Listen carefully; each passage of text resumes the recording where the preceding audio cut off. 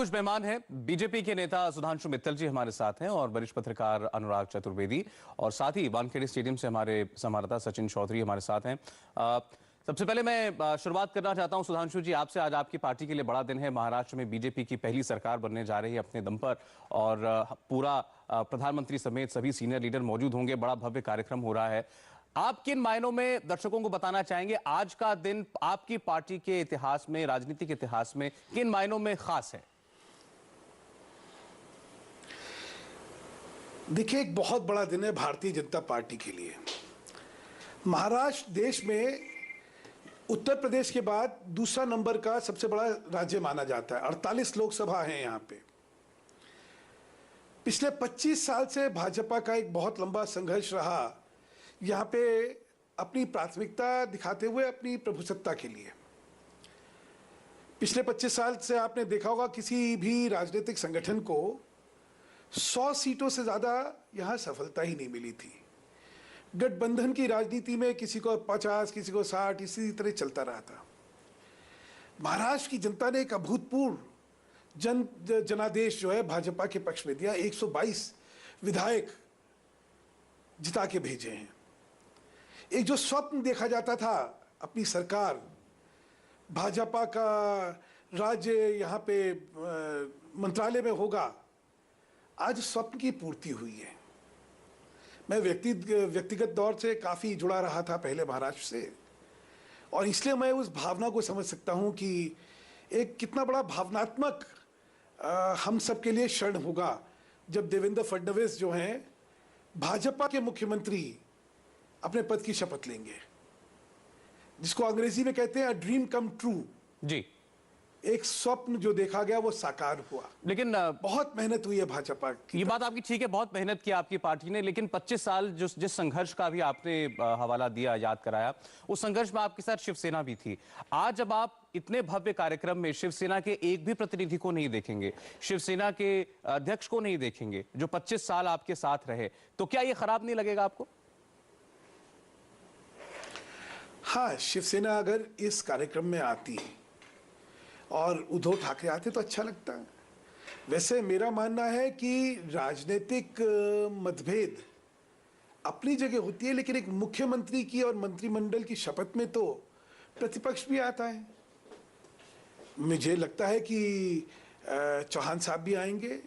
कांग्रेस के, एनसीपी के तमाम राजनीतिक दलों के नेता जो महाराष्ट्र के हैं वो सब इसमें भाग लेंगे, क्योंकि ये किसी दल की जगह ये राज्य के मंत्रिमंडल की शपथ है, राज्य के मुख्यमंत्री की शपथ है। ऐसे में कोई मंत्रिमंडल में है या नहीं है, मुझे लगता है आते तो एक अच्छा रहता है, एक सम्मानजनक चीज रहती है।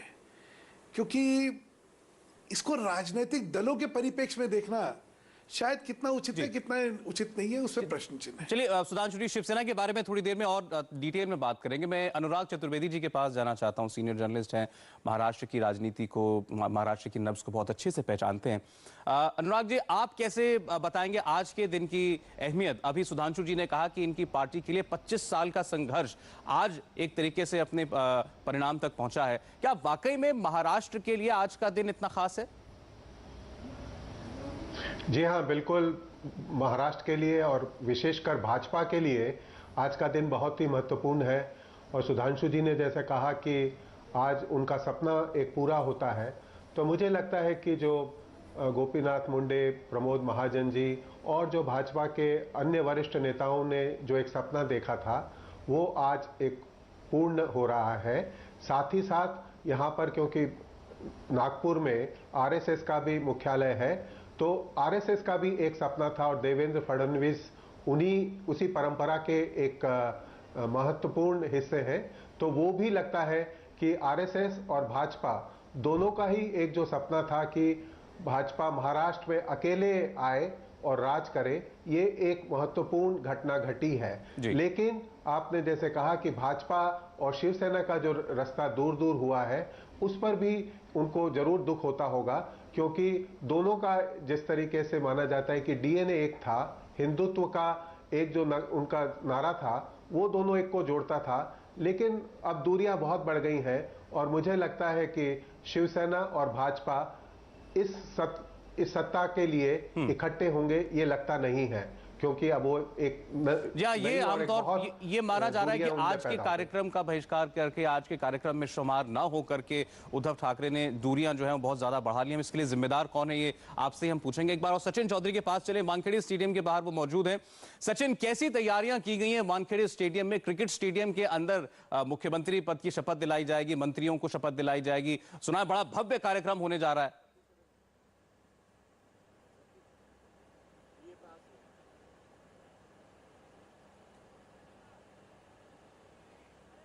आप तक आवाज पहुंच रही है सचिन?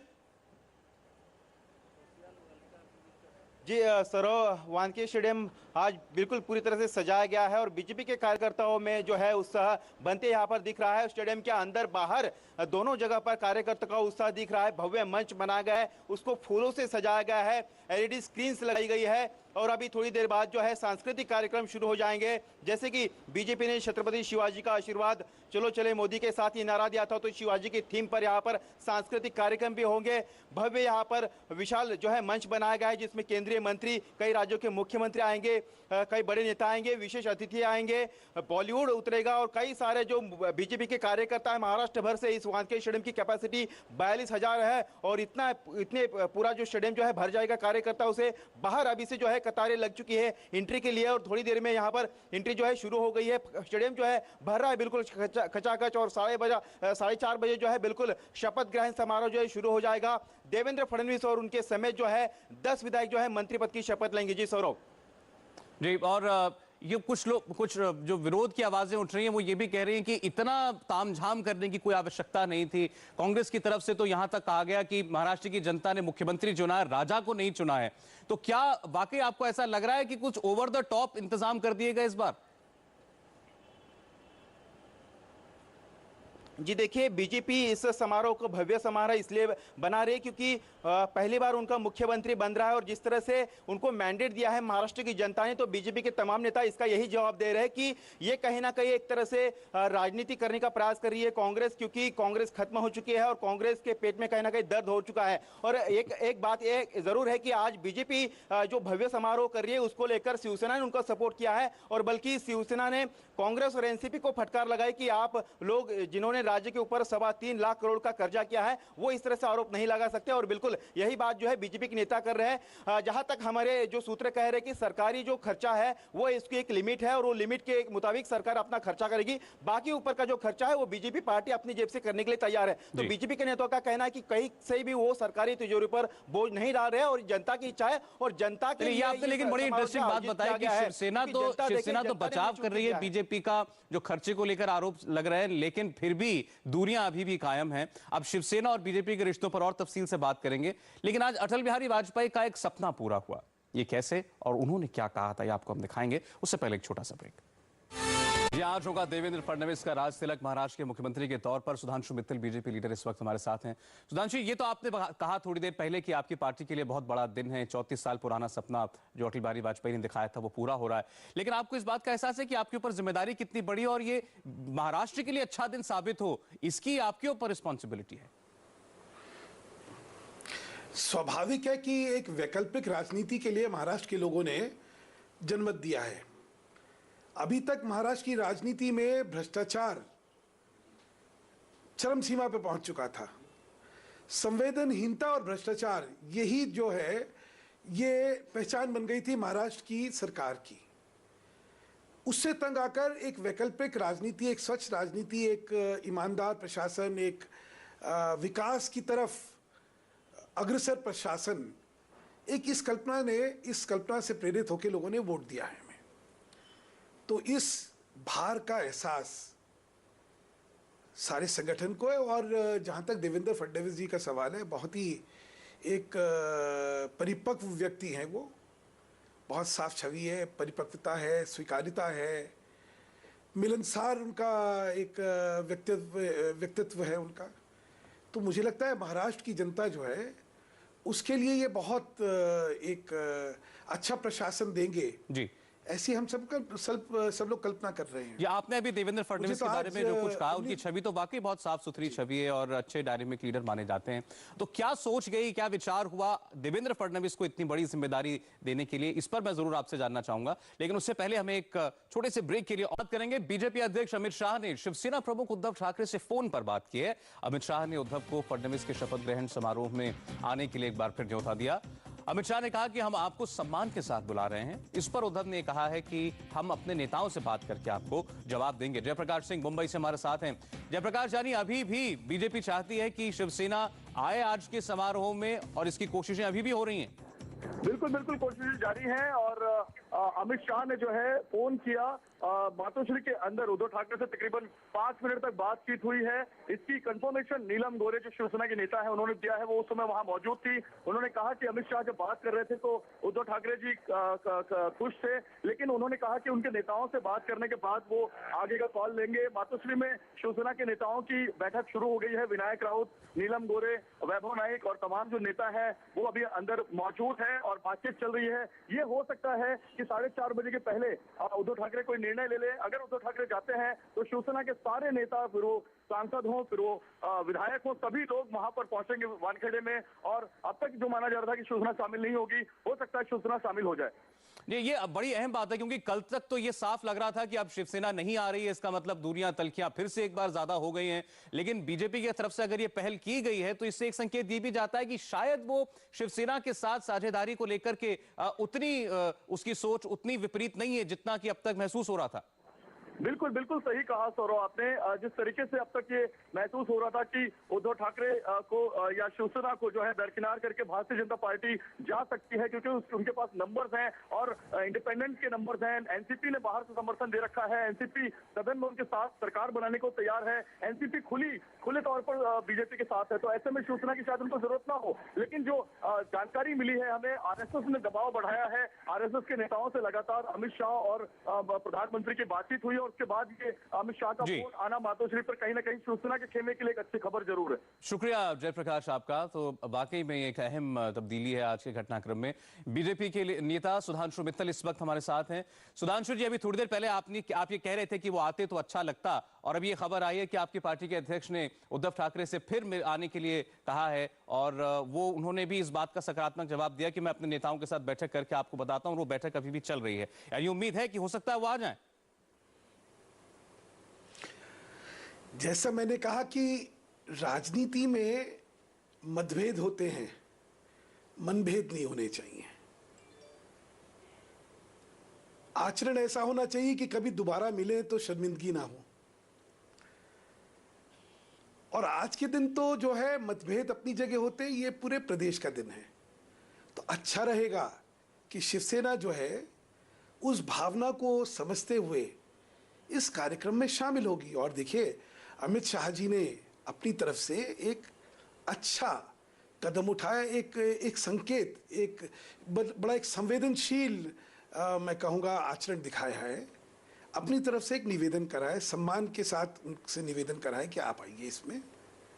और मुझे लगता है शिवसेना को इस चीज़ को देखते हुए, इस जेस्चर को देखते हुए उनको इसमें शामिल होना चाहिए। नहीं, ये बात तो आपकी ठीक है कि उनका ये जेस्चर अच्छा है आज के दिन। लेकिन ये भी तो बात सही है कि अगर शिवसेना की कोई नाराजगी है तो आपकी पार्टी की तरफ से जैसा भी व्यवहार हुआ उनके साथ बातचीत के दौरान, उसकी वजह से ही है। आप आज एक बार ये बता दीजिए कि वो आखिर ऐसा चाहते क्या है जो आप देना नहीं चाहते? देखिए, राजनीति में कुछ आपसी चर्चाएं जो होती हैं वो टेलीविजन चैनल्स के माध्यम से अगर उजागर करी जाएं तो शायद राजनीति में उनका जो प्रभाव है वो उल्टा पड़ जाता है। जो चर्चाएं और जो बातचीत हो रही हैं उनमें हर एक का अपना अपना एक पक्ष है, और वो पक्ष जो है वो गोपनीय ही रहे तो यही सबकी भलाई इसमें रहती है। अच्छा, मैं आपसे साफ साफ पूछ लेता हूँ, के बारे में तो देखिए, यहाँ जो चर्चाएं हैं वो तो ये हैं कि वो डिप्टी सीएम का पद चाहते हैं, वो स्पीकर का पद चाहते हैं और 1/3 मंत्री चाहते हैं, लेकिन आपकी पार्टी उन्हें देना नहीं चाहती। मैं गलत हूं तो आप कह दीजिए कि ये बात गलत है। देखिए, मैं इसमें कोई टिप्पणी नहीं करूंगा। मैं अधिकृत ही नहीं हूं इस बात की पुष्टि या इस बात का खंडन करने के लिए। तो इसलिए मुझे मेरी सीमाओं में रहने दीजिए। अच्छा ठीक है। और अनुराग चतुर्वेदी जी के ऊपर लेकिन ऐसी कोई सीमाएं नहीं है, वो स्वच्छंद है। अनुराग जी, कहाँ मामला, कहाँ अटका हुआ है मामला? आखिर ऐसा क्या शिवसेना चाहती है जो बीजेपी बिल्कुल उनके साथ शेयर करने को तैयार नहीं है? मुझे लगता है कि बीजेपी के लिए ये एक अलग किस्म का मौका है कि वो अकेले राज करे। तो वो एक तो सत्ता में भागीदारी शिवसेना के साथ नहीं करने देना चाहती है, और दूसरा जो सबसे बड़ा तोलमोल की बात से ज्यादा जो है वो शरद पवार जो है वो उसमें सबसे बड़ी बाधा बने हुए हैं। और ये भी लग रहा है यहाँ पे कि शरद पवार शीघ्र ही एनडीए के सदस्य बन जाएंगे। और शरद पवार अगर दिल्ली के संदर्भ में हम देखें तो उनकी हालत अभी अजीत सिंह जैसी हो गई है, क्योंकि वो बहुत कमजोर हो गए हैं। वो अपने क्षेत्र में ही उनकी बहुत मान्यता कम हो गई है, और वो अपने भतीजे अजीत पवार को भी थोड़ा कमजोर करना चाहते हैं। तो शरद पवार ने जिस तरीके से जो भूमिका निभाई है उसी से उद्धव ठाकरे में रोष है। उन्हें अफसोस है कि जिस आदमी के खिलाफ, जिस राजनेता के खिलाफ हम लोग इकट्ठा होकर लड़ते थे, उसके साथ में भारतीय जनता पार्टी एक गुपचुप करके एक नीति बना रही है। और वही मुझे लगता है इसमें जो पेच है वो शरद पवार है, न कि ये सत्ता की भागीदारी की। क्योंकि सत्ता की भागीदारी का खेल वो आप समझ गए शिवसेना की वो नंबर 2 ही रहेंगे और भाजपा नंबर 1 रहेगी। लेकिन उनको जो सबसे ज्यादा भय है कि वो एकदम बीच में, क्योंकि आप पहली बार देख रहे होंगे कि महाराष्ट्र में सभी राजनीतिक दल सत्ता में भागीदारी करना चाहते हैं। जो नंबर 4 पे आया है, समझा दिया कि ये आपने बड़े अच्छे से समझा दिया कि ये कहानी मेरे तुम्हारे बीच की नहीं, तीसरे की है। आइए अब हम बात कर लेते हैं आज के नायक की, देवेंद्र फडणवीस की। देवेंद्र फडणवीस की जो छवि है महाराष्ट्र के एक काबिल नेता के तौर पर है, जनता में उनके दमदार भाषणों की काफी धमक है, लेकिन देवेंद्र के राजनीति से अलग पहलू भी कम दिलचस्प नहीं है। महाराष्ट्र के मुख्यमंत्री के पद की शपथ लेने जा रहे फडणवीस की इसी दिलचस्प शख्सियत के कुछ खास रंग आपको इस रिपोर्ट में दिखाते हैं।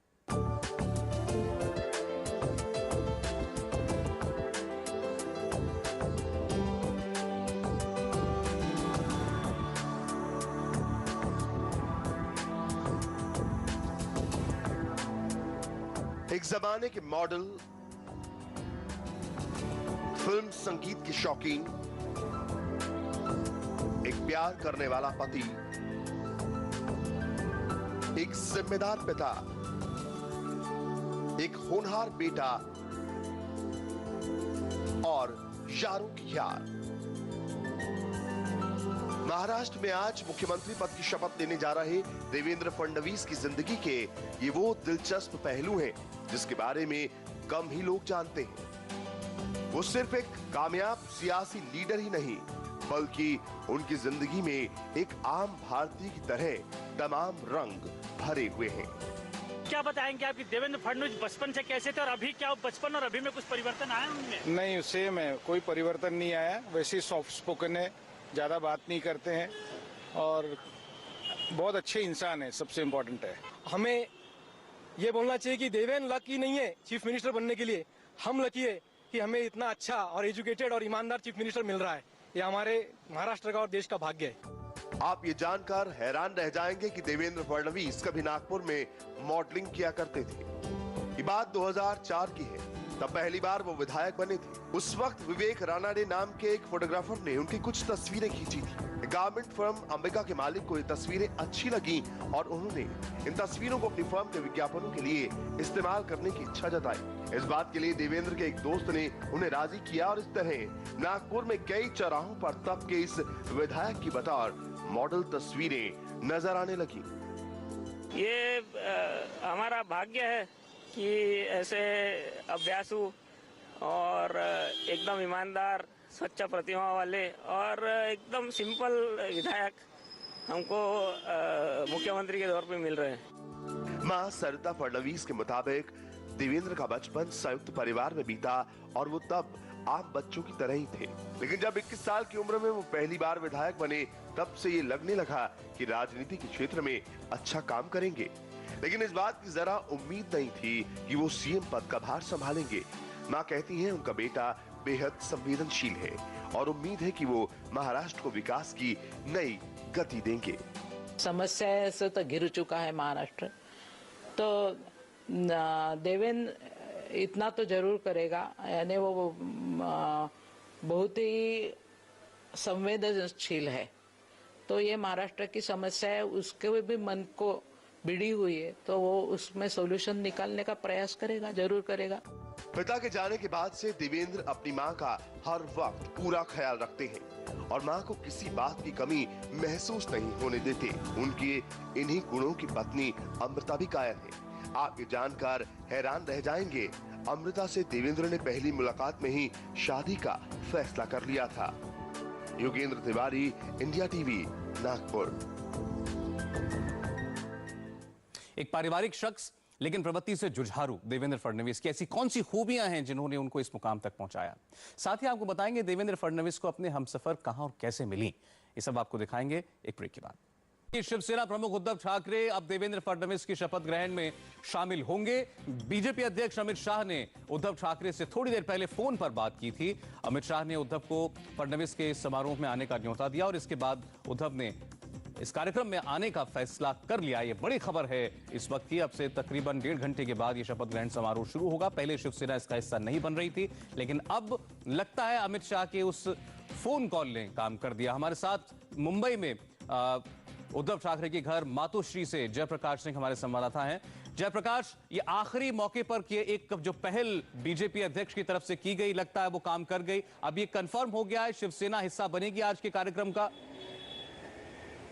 बिल्कुल सौरव, अभी कंफर्मेशन आई है मातोश्री के अंदर से कि उद्धव ठाकरे जो है वानखेड़े जाएंगे। न सिर्फ उद्धव ठाकरे जाएंगे बल्कि शिवसेना के सारे सांसद, सारे विधायक, 63 विधायक और 18 सांसद में से ज्यादातर लोग जो है मातोश्री से जो वानखेड़े स्टेडियम पहुंचेंगे। मातोश्री में तकरीबन आधा दर्जन से ज्यादा नेताओं की 2 घंटे से बैठक जारी थी। अमित शाह का फोन आने के बाद अरुण जेटली से बात हुई उद्धव ठाकरे की। अरुण जेटली ने फोन किया, पहले अमित शाह ने किया, फिर अरुण जेटली ने किया, फिर जेपी नड्डा ने किया। तीनों नेताओं के फोन के बाद उद्धव ठाकरे को यह बताया गया है कि उनका कितना अहम योगदान रहा है 25 साल के इस पूरे गठबंधन में, और शिवसेना पार्टी के बिना बीजेपी अपने आप को सोच भी नहीं सकती। जहां तक रही बात आज के शपथ विधि की, तो आज शिवसेना का कोई भी नेता शपथ नहीं लेगा, ये बात तय है और यही बात पहले बताई गई है। लेकिन अब जो आगे मंत्रिमंडल का विस्तार होगा उसमें शिवसेना के सारे नेताओं को जितना पोर्टफोलियो उन्हें दिया जाने वाला है, सारे पोर्टफोलियो का शपथ विधि एक ही साथ करवा दिया जाएगा और उद्धव ठाकरे का रहना जरूरी है। उसके बाद उद्धव ठाकरे ने विनायक राउत, अनिल देसाई, सुभाष देसाई और जो उनके दूसरे नेता हैं नीलम गोरे, अरविंद सावंत सांसद, सभी लोगों से चर्चा की और चर्चा के बाद ये निर्णय लिया कि वो वानखेड़े स्टेडियम में जाएंगे, वहां पर शपथ विधि में शामिल रहेंगे और प्रधानमंत्री नरेंद्र मोदी से भी मिलेंगे। इसका क्या ये मतलब सीधे सीधे निकाला जा सकता है जयप्रकाश की अब तक जो सरकार में शामिल होने को लेकर या बीजेपी और शिवसेना के बीच समर्थन को लेकर के बात नहीं बन पा रही थी, उस पर भी कोई सहमति बन गई है और उसके बाद ही उद्धव ठाकरे आज के कार्यक्रम में शामिल हो रहे हैं? बिल्कुल सही कहा आपने सौरव, ये सहमति बन गई है, उसके बाद ही उद्धव ठाकरे शामिल हो रहे हैं क्योंकि शिवसेना के काम करने का जो तरीका है, शिवसेना के राजनीति करने का जो स्टाइल है वो अपने आप में एकदम अलग है और यही वजह है कि शिवसेना ने आज जो सामना में अपना एडिटोरियल लिखा था उसमें शुभकामनाएं एक विदाई संदेश की तरह दी थी।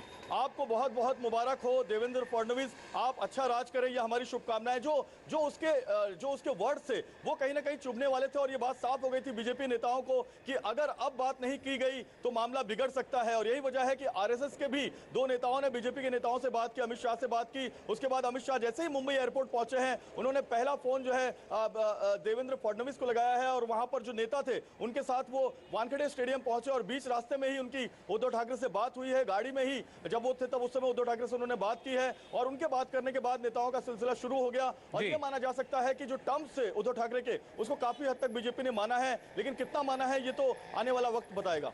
जी, हमारे साथ 2 मेहमान हैं हमारे बीजेपी की तरफ से, सुधांशु मित्तल जी और सीनियर जर्नलिस्ट अनुराग चतुर्वेदी जी।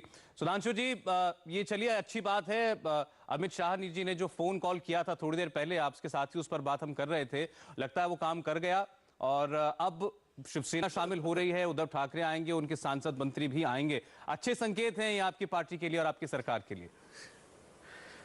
जी बिल्कुल, शिवसेना के आने का बहुत स्वागत है और जैसे कि मैंने उम्मीद जताई थी कि इस मौके की संवेदनशीलता को देखते हुए, इसका महत्व देखते हुए सबके मन में जो अपनी एक इतने साल की आकांक्षाएं थी उनकी जब पूर्ति होती दिख रही है तो सब इसमें खुशी मनाने आएंगे।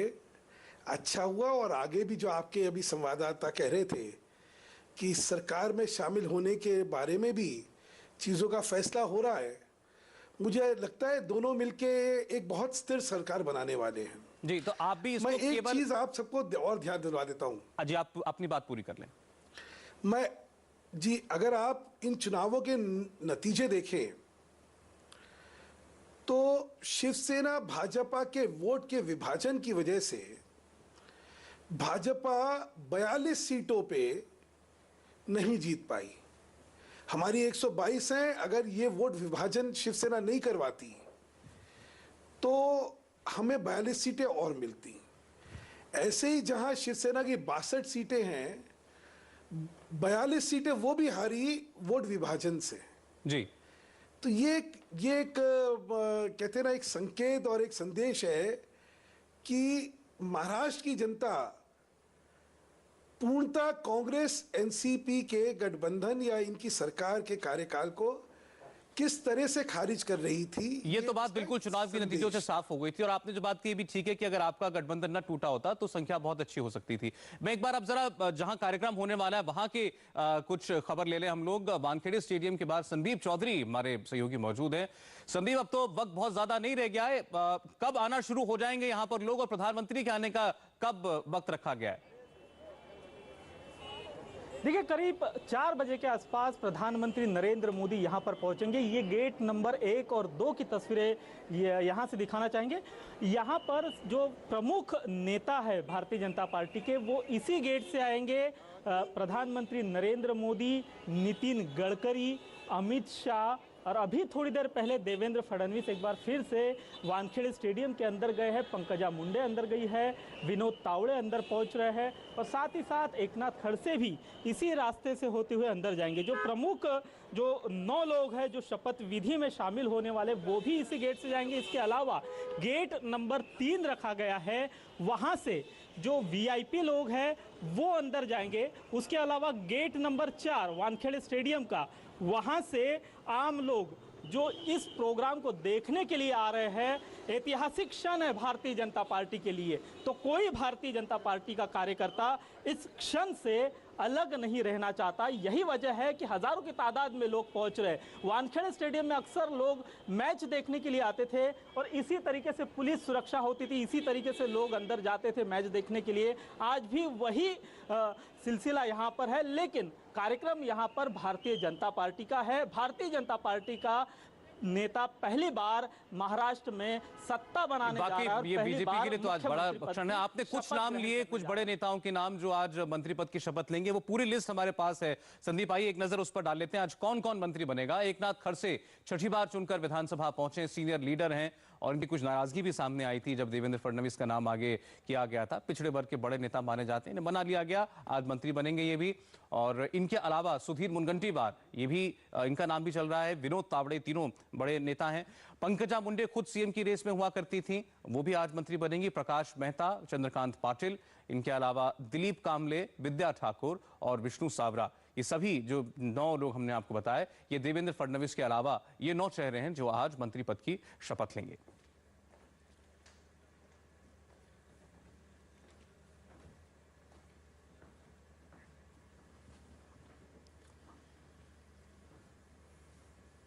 तो करीब 1.5 घंटे के बाद वानखेड़े स्टेडियम में महाराष्ट्र में पहली बार बीजेपी सरकार के मुख्यमंत्री देवेंद्र फडणवीस शपथ ग्रहण करेंगे।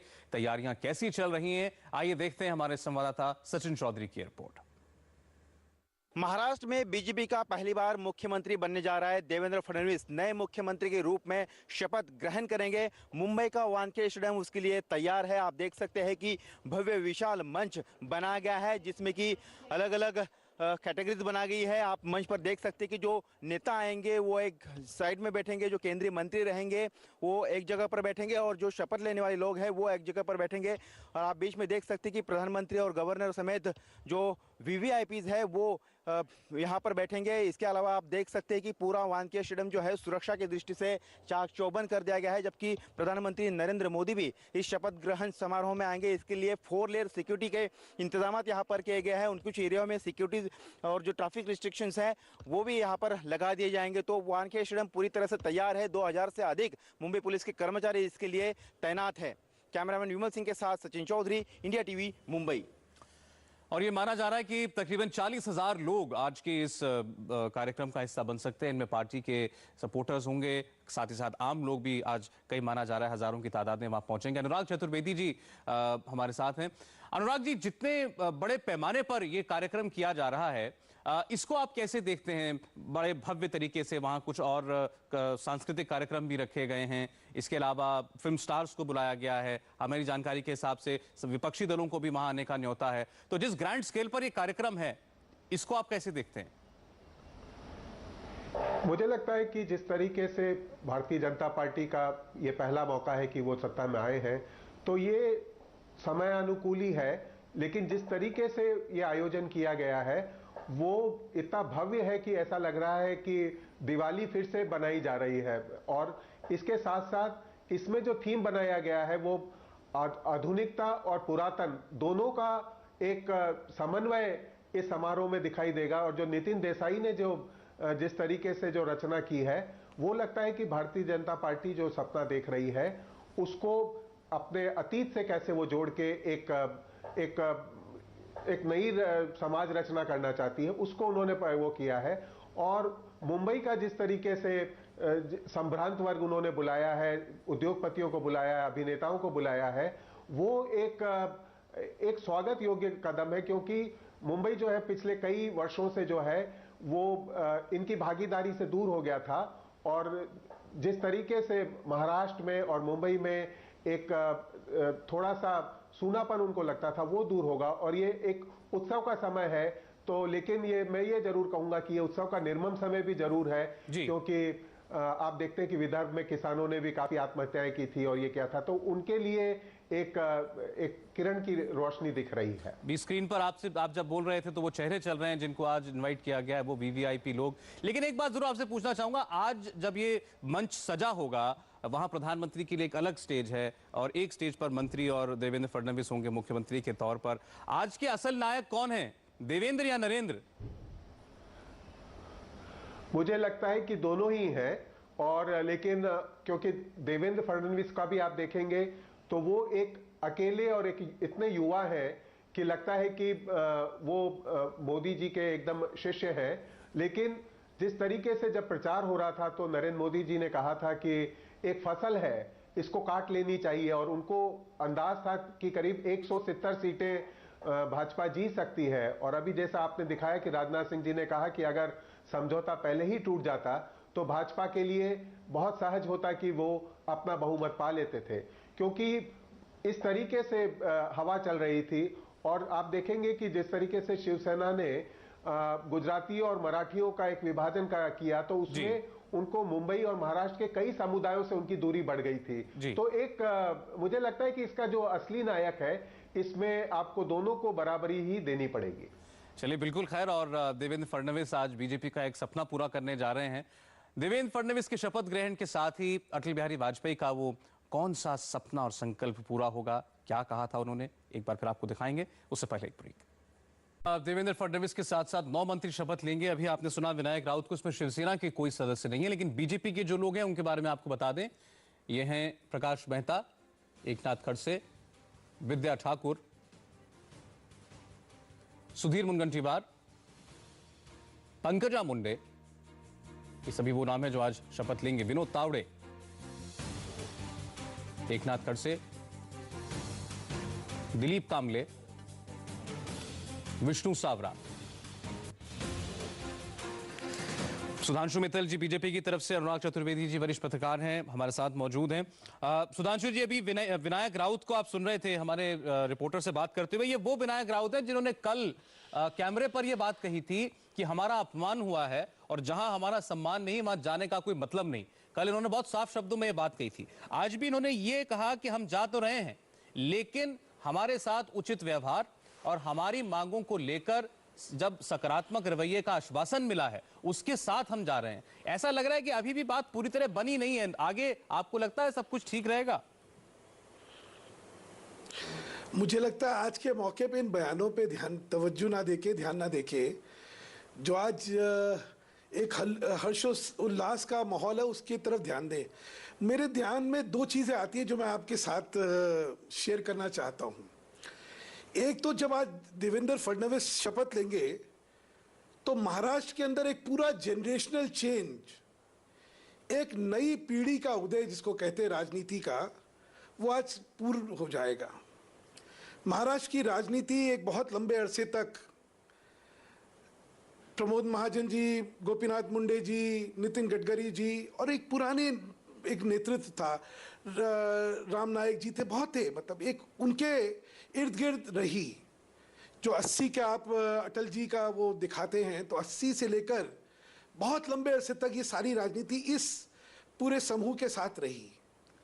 आज ये देवेंद्र फडणवीस और उनके साथ जो साथी शपथ ले रहे हैं, ये दिखाता है कि एक पूरी युग जो है, युग का परिवर्तन हुआ है। एक नई राजनीति, एक नया युग, एक नई पीढ़ी जो है वो महाराष्ट्र की राजनीति के केंद्र में आ गई है, जिसका कि बहुत स्वागत है।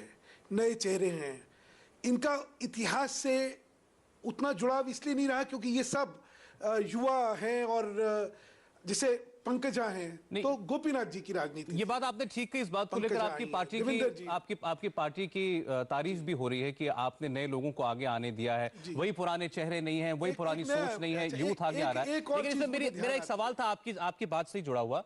इसमें कुछ लोगों ने कहा कि नए लोगों को आगे लाने के साथ साथ देश के सबसे विकसित राज्य, देश की अर्थव्यवस्था के इंजन की जिम्मेदारी जिन लोगों को दी जा रही है, क्या उनकी काबिलियत पर, उनके अनुभव पर उतना एतबार है आप लोगों को? जैसे मैं कोई पढ़ रहा था, वहां लिखा था कि बहुत अच्छे लीडर हैं देवेंद्र फडणवीस, बहुत काबिल नौजवान हैं, लेकिन उनका जो दायरा अभी तक रहा है वो रहा है नागपुर और विदर्भ में। अब इतने बड़ी स्टेट का चार्ज आप उनको जानते होंगे व्यक्तिगत तौर पे, आपको लगता है सही हाथों में जा रहा है ये कमान? मैं दो चीज आपको इस विषय में आपका ध्यान दिलवाना चाहता हूं। 21 साल की युवा स्थिति में नागपुर का मेयर का पद संभालना और उसके बाद वहां पे अभूतपूर्व काम करना, और ये देखिए, ये जो थी, ये मेयर का पद जो था, ये मेयर इन काउंसिल है। मतलब अलग अलग शहरों में जो मेयर होते हैं उनके ऊपर इतना उत्तरदायित्व नहीं होता है, लेकिन मेयर इन काउंसिल जो होता है वो एक अपने आप में पूर्णतः एम्पावर्ड होता है।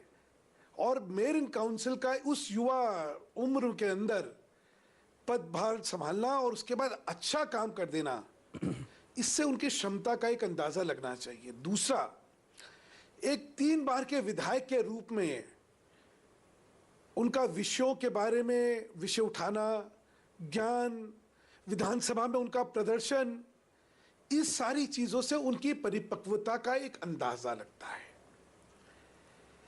ये दोनों चीजें, एक तो एनर्जेटिक है, कॉम्पिटेंट है और आंख में एक स्वप्न लिए हुए हैं। आपने उनके व्यक्तित्व के बारे में सबको जानकारी दी, उनकी धर्मपत्नी का, उनका सबने, उनके बारे में एक, मैंने कहा, एक आइडियल, एक कॉम्बिनेशन जो चाहिए होता है। छवि अच्छी है, आंख में स्वप्न है, पेट में आग है। नेतृत्व के लिए 2 चीज कहते हैं हमेशा, कि व्यक्ति की आंख में स्वप्न होना चाहिए और पेट में आग होना चाहिए।